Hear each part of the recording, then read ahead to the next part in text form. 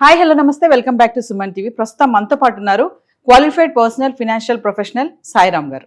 నమస్తే అండి. నమస్తే మేడం.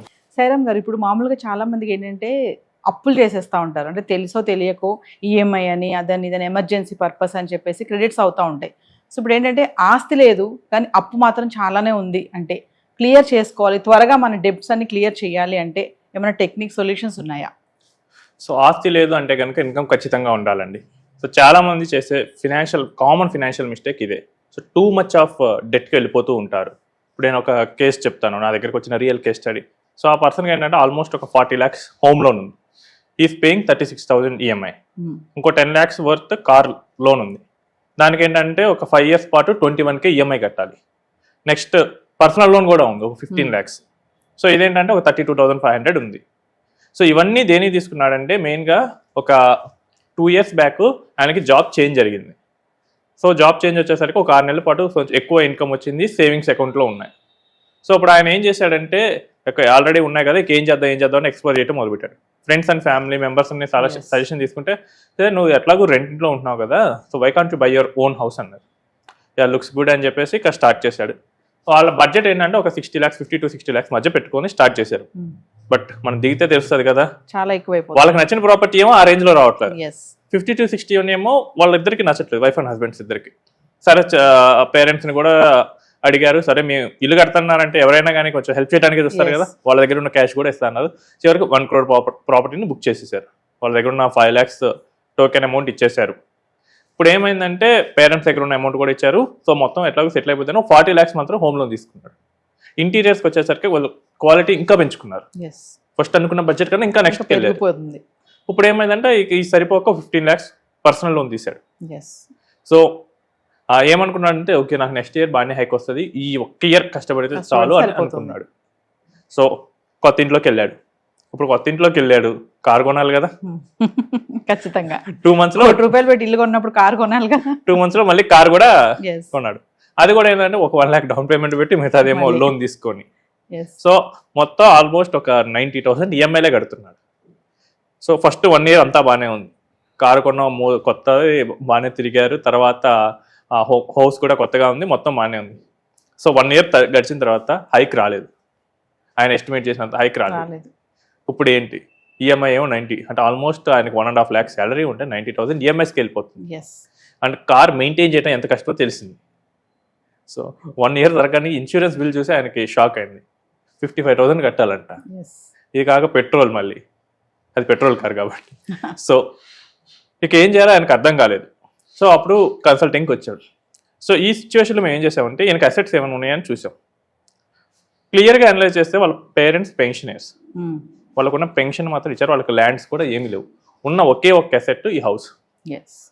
సో హౌస్ కొనటం మంచిదే, కానీ ఇక్కడ ఏం చేసిన మిస్టేక్ ఏంటంటే ఉన్న అన్ని రిసోర్సెస్ వాడాడు. రేపు ఫ్యూచర్ ఏంటి, ఎమర్జెన్సీ వస్తే సిచ్యువేషన్ ఏంటి, అంతా మిస్ అయిపోయాడు.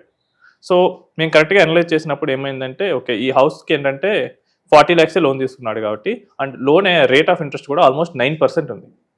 సో దీని కనుక కొంచెం బ్యాలెన్స్ ట్రాన్స్ఫర్ చేసి వేరే బ్యాంక్ కనుక 8% మారిస్తే ఈఎంఐ కూడా ఆల్మోస్ట్ 90,000 నుంచి 48,000 పడిపోతుంది.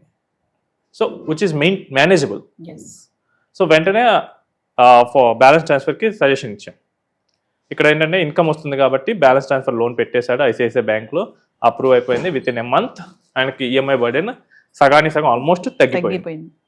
ఇప్పుడు ఏంటంటే ఇంకా అంతకుముందు ఏంటంటే 90,000 పే చేసేవాడు. ఇప్పుడు ఏం చెప్పామంటే సో ఒక 20,000 రూపీస్ మాత్రం నెల ఎస్ఐపి చేసుకోండి, ఒక 10 years చేయండి చాలు, మీకున్న ఈ 65 lakhs లోన్ కూడా క్లియర్ అవుతుంది ఆల్మోస్ట్. సో ఆయన ఏంటంటే ఓకే అన్నాడు.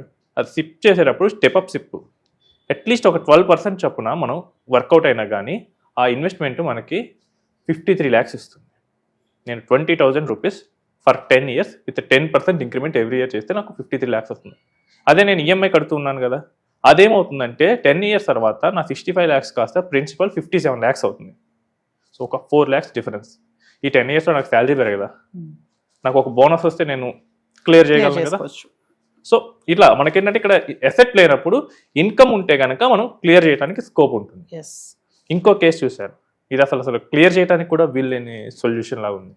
అంటే ఇన్కమ్ ఎసెట్ లేదు, అసెట్ ఉంది ఇక్కడ. ఓకే, వాళ్ళు ఏంటంటే asset ని చూసుకొని చాలా ఓవర్ లెవరేజింగ్ తీసుకున్నారు. So almost 5 crores worth loan తీసుకున్నారు. అదేమున్న అంటే మల్టిపుల్ పీపుల్ కలిసి పార్ట్నర్షిప్ ఒక పార్ట్నర్షిప్ లో వాళ్ళకున్న అసెట్స్ వాల్యూ టోటల్ కలిపితేనేమో 4 crores ఉన్నాయి. ఓకే, సో శాలరీ చూస్తేనేమో 80,000 per month. సో ఇక్కడ చేసేది ఏమీ లేదండి ఇక.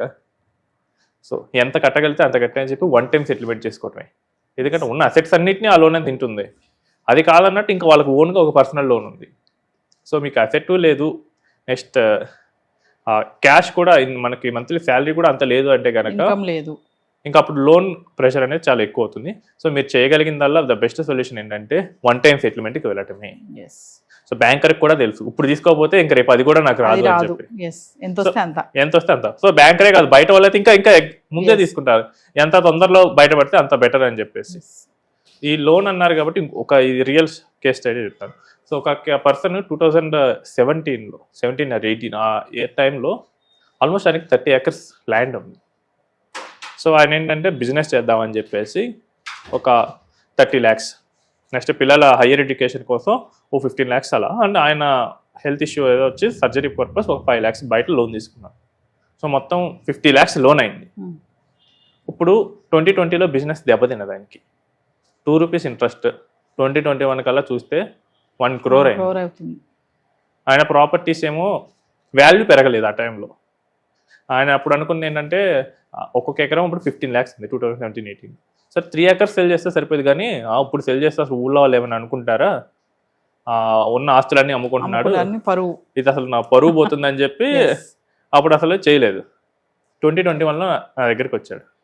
ఇప్పటికైనా మించిపోయింది ఏం లేదు, ఉన్న ల్యాండ్ అయినా అమ్మేయండి, లేదు మీ పిల్లలు ఆల్రెడీ వర్కింగ్ కాబట్టి కనీసం ఏదైనా పర్సనల్ లోన్ తీసుకొని అయినా మెజారిటీ ఆఫ్ ద లోన్ని మంత్లీ పార్ట్లో కన్వర్ట్ చేసుకోండి. మీరు 2 rupees కట్టే బదులు బ్యాంకర్కి 10% 11% కన్నా తగ్గు అని చెప్పాను. ఇది ఇంట్లో పోయి చెప్పాడు. 2 years తర్వాత మళ్ళీ నా దగ్గరికి వచ్చాడు. ఏమైందంటే ఇంట్లో వాళ్ళు ఒప్పుకోలేదు. వాళ్ళని ఒప్పించడానికి నాకు 2 years టైం పట్టింది. ఈ లోపల నా అప్పేమో 1.5 crore అయింది. ఈ వాళ్ళు ఎందుకు ఒప్పుకోలేదంటే సడన్గా వాళ్ళ ల్యాండ్ అప్పుడు 15 lakhs ఉండే 20 lakhs అయిందంట. ఏమైంది, మన 5 లక్షలు ఇప్పుడు చూస్తున్నానికి పెరిగింది, ఇంకో 5 పెరగదా అన్నారు. బట్ అప్పులో ఊరుకోరు కదా, ఆ ప్రెషర్ ఎక్కువ అయింది. చివరికి 3 acres ఆఫ్ ల్యాండ్తో పోయేది 7 acres ల్యాండ్ అమ్మేయాల్సి వచ్చింది. అది కాదన్నట్టు ఇప్పుడు ఆయనకి ఏంటంటే హార్ట్ స్ట్రోక్ కూడా వచ్చింది, టెన్షన్స్, ఈ బీపీ. సో మనం ఏదో ఆ ఆస్తిని కొనబోతున్నాం అన్న భ్రమలో ఉండి మనం హెల్త్ ఇష్యూస్ తెచ్చుకుంటూ ఉంటాం, ప్రాబ్లమ్స్ తెచ్చుకుంటూ ఉంటాం. సో మన పర్మిషబుల్ లెవెల్లో అప్పు ఉన్నంత వరకు ఓకే, అది దాటింది అంటే కనుక మనం ఏదైనా చేసి కానీ దాన్ని సెల్ చేసుకోవాలి, సెటిల్మెంట్ కానీ క్లియరెన్స్ కానీ. ఎందుకంటే మీకు అప్పు అనేది 12% 13%తో పెరుగుతుంటేనే మనకి రిస్క్ అవుతుంది బ్యాంకర్ దగ్గర. అలాంటిది బయట అప్పులు 24%తో పెరిగితే మాత్రం చాలా డేంజర్ అవుతుంది. ఆ టైంలో ఏదైనా అసెట్ ఉంటే దాన్ని సెల్ చేసి ముందు జీరోలోకి రావడానికి ట్రై చేద్దాం. వన్స్ జీరోలోకి వస్తే ఇంకేదైనా చేయొచ్చు. అలా చేయలేదు అనుకోండి, ఈ అప్పు 24% ఏమవుతుందంటే మిగిలిన అసెట్స్ కూడా తినేస్తూ ఉంటుంది. సో అందుకనే మనం అప్పు ఉన్నప్పుడు ఎంతో తొందరగా దాన్ని క్లియర్ చేయాలి, లేదా ఏదైనా ఇంకొక ఆల్టర్నేటివ్ అసెట్ పెట్టుకోవాలి. ఇది దీనికోసమే. అలాంటప్పుడు మనం మెయిన్గా తొందరగా బయటికి రావచ్చు, లేకపోతే కనుక చాలా ప్రాబ్లమ్స్లో వెళ్ళాల్సి వస్తుంది. Thank you. థ్యాంక్స్.